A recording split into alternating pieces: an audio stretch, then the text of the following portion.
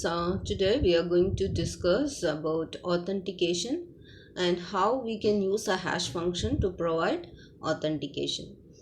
So in cryptography and network security, we are going to give four types of guarantees. The first one is confidentiality, and second is integrity, third is authentication, and fourth is non-repudiation. So what is confidentiality? Confidentiality is nothing but to send the information which is known only to the sender and the receiver, not to anybody else. The second one is integrity. Whatever the data is sent by the sender, it should be the same content should be reached to the receiver without any changes during communication. That is integrity. What is authentication? Authentication is nothing but whether it comes from the authorized person, whether the receiver should be confirmed, receiver should get confirmed that whether it is coming from the authorized sender. Similarly, the sender should also be sure that it is going to the authorized receiver. The message sent by him reaches only the authorized receiver. That is authentication. Non-repudiation is nothing but if I'm sending the data and once after some time I repudiate, I refuse that I have not sent this data, then that is called non-repudiation. So nobody should say that whatever is said by them should not be refused by themselves. So that is nothing but non-repudiation. These four guarantees are given by our network security. So this how the authentication can be ensured by the network security is providing by using hash function.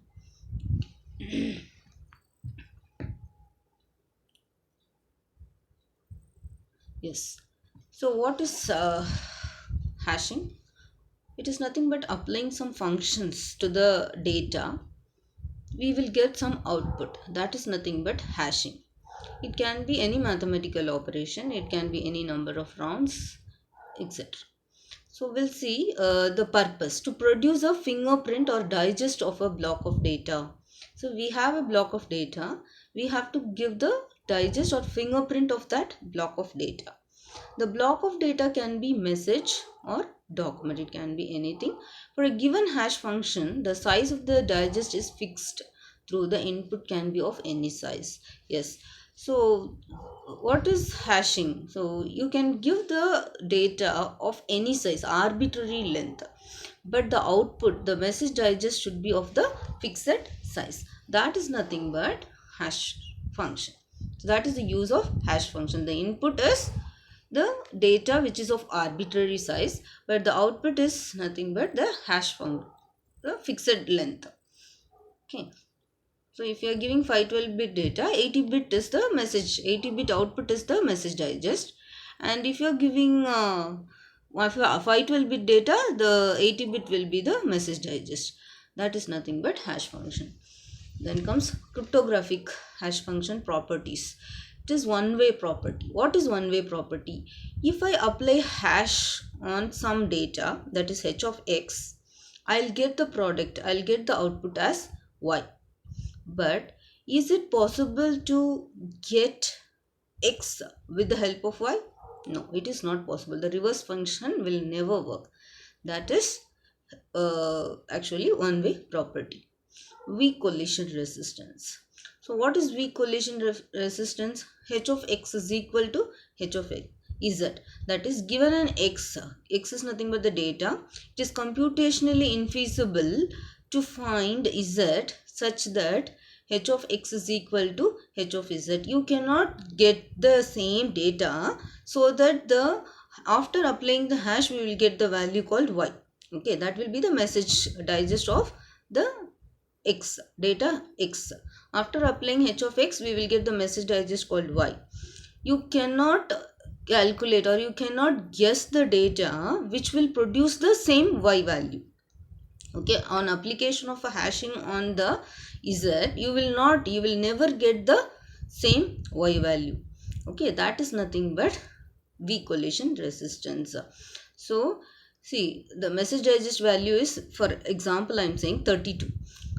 The data is 3. Okay, if you apply hash on 3, you will get the 32, we'll assume. Okay, this is assumption. Okay, so you cannot find the data such that it will give the, on application of hashing, it will give the same value called 32. That is nothing but weak collision resistance. Okay, next is strong collision resistance. It is computationally infeasible to find any two blocks x1 and x2 such that h of x1 is equal to h of x2. So it is not at all possible to get the same value of message digest for two different datas. Okay, so for two different datas, you will never get the same message digest value. That is strong collision resistance. Next is SHA-1. Okay, so what we have to see in SHA-1 is nothing but hashing. This is the algorithm which is invented to apply hashing on the data.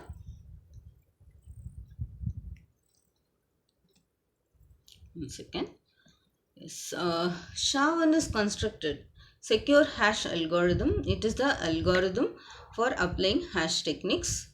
So we have so many versions with the secure hash algorithm, like SHA-1, SHA-256, SHA-512. These are the different algorithms and their different versions. Here in this session, we are going to see SHA-1.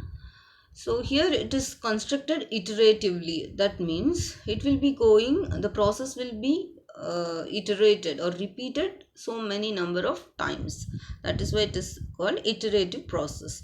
The message is split into blocks of size 512 bits. Okay, we have some message.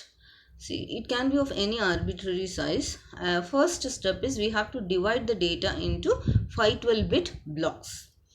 The length of the message expressed in the binary as a 64-bit number is appended to the message. Yes, we have to calculate the length of the message. The length of the message is also appended to the message along with the padding bits. Padding is nothing but the adding number of zeros. So many number of zeros. Why we have to pad? So to make it into a fixed size, to make some data into a fixed size. Our requirement is every block should be of 512 bit. So in order to make it to 512 bit, we have to add some bits. So how can we add is, we have to add first 1 followed by number of zeros so that our data block will be of the required size. Next, array initialization. The first step is dividing into blocks and the second one is array initialization. How we are going to initialize the arrays. Before going to this, you have to see this diagram. Yes, this is the diagram. See, if you divide the 512-bit blocks into words which is of 32-bit size, then how many words you will get? You will be getting 16 words. Okay, I have 512-bit block of data. With that 512-bit, I have to generate words which is of 32-bit. So how many words I will get? 16 words I will get. So with this 16 words, I will accommodate my array which is of 80 size. The size of the array is 80. So in that array, I will accommodate 16 words. What about the remaining? So I have to accommodate 80 words in the array. So how I will accommodate the remaining words from 17 to 80? So for that, we have to use this formula. What is the formula? Wi is equal to Wi minus 3 XOR of Wi minus 8 XOR of Wi minus 14 XOR of Wi minus 16. As I said, from the 512-bit block data, you will get, you can divide it into 32-bit words. 32 bits words. So how many words you will get? 16 32-bit words you will get which will be accommodated in the array. So 17th word we need. 17th to 80th word we have to accommodate in the array. So how I will generate my 17th word to put it in the array? So W of 17 is equal to W of 17 minus 3, that is W of 14. So where I will get this word 14? From the array. So I'll take the word 14. I'll put here XOR of 17 minus 8. It is nothing but 9. Word 9. XOR of 17 minus 14. 3. XOR of 17 minus 16. 1. So if I XOR all these words, I'll get a word. Okay, thus that will be my 17th word which will be accommodated in the W17 in the array. Like this, I will be calculating till W80. So those 80 words will be accommodated in this array. So the second process, array initialization, is over. Then what we have to do? The third process is we have to initialize the shift registers. What we have to do? We have to initialize the shift registers. So S1, S2, S3, S4 and S5 are the shift registers in which we will be initializing some values. It will be initial values. It can be temporary values which can be stored. Then after that what we have to do? So it will take the input from the words, from the arrays, the words which is there in the array, and it will take the values from the S1 and it will also use the key value for every round and it will calculate some value which will be stored in the S1, S2, S3, S4, S5. Like this, 80 iterations will happen, so that after the 80th iteration, whatever value is stored in these 5 registers, that will be our final message digest value, which is of 160 bit. Okay, the input data can be of any size, but the output data will be always fixed in our hashing, that is SHA-1. In the SHA-1, the output will be of 160 bit. How we will get this 160 bit data? After 80th round, whatever is there in the shift registers S1, S2, S3, S4 and S5, that will be our message digest value of the particular data. Okay, now we will see how to go for the 80 rounds and what happens in all the 80 rounds. Okay, see, this is the algorithm that happens. You see, initialize the shift registers S1, S2, S3, S4 and S5. As I said, then for each block of message, as we said in the first step we said, right, first we have to take the message, which is a 512 bit plus, how can I make it to 512 bit? So message plus pad plus length field, so that it will become a 512 bit block. Then I have to divide the array. I have to accommodate the array with 80 words. First 16 words I will get from the message.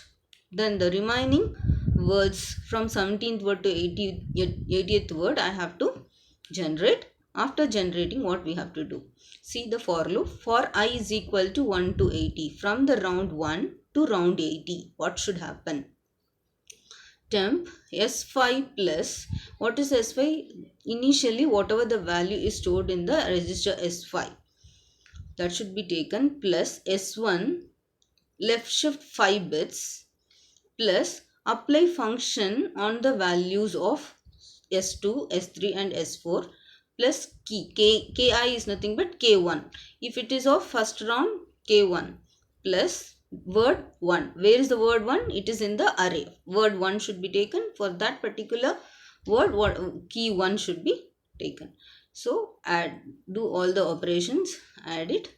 You will get some value that should be stored in the temp. Whatever the value is stored in the temp, that will go to the S1. See the last step, S1. Then what will be S5 in the round 1? S4 value will be the S5 and S3 value will go to the S4, shift register 4, and S3, shift register S3 will be accommodated with the value of S2, which is right shifted by 2, and S2 will be accommodated with the value which was there in the S1. So now after the second round, the values of shift registers will be different from the 0th round. Okay, like this 80 times the same process will happen. At the end of the 80th round, whatever value is found in S1, S2, S3, S4, S5, those values will be taken. Since every register will be having 32-bit data, so 32 into 5 will be 160-bit message digest. So all the data will be combined, which will form a message digest. So as what is the use of it? We have converted the data into the 160-bit message digest value, and we are going to send it to the receiver. So how we can provide the authentication is, only the sender can do all these operations and the iterations, because only he knows the key. He cannot, nobody else other than the authorized person can do these operations without the keys. Since it involves 80 different keys, it is not easy for an unauthorized person to generate the key. So it provides authentication that it is coming from the authorized sender only. So this is how our SHA-1 works. Thank you. Bye bye.